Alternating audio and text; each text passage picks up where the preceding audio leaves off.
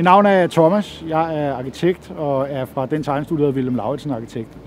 Vi har i samarbejde med Nord Arkitekter tegnet den nye Europaskole, som skal placeres helt centralt her i Carlsbergbyen på Ny Carlsbergvej.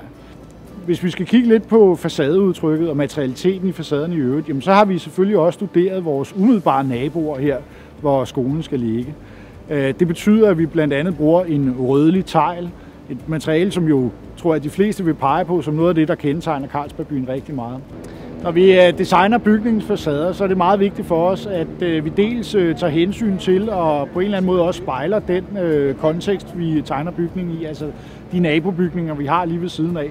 Og det er også vigtigt, at bygningen får sit eget selvstændige udtryk.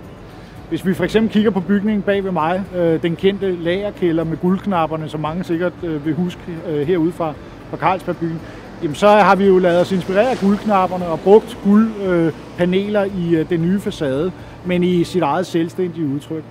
Det samme har vi gjort ved at genanvende eller genbruge teglen som materiale i facaden, hvor vi i den nye bygning arbejder med en reliefvirkning, som altså er med til også at skabe en selvstændig karakter til skolen, samtidig med at vi også respekterer og indgår i en familie, kan man sige, med de eksisterende bygninger.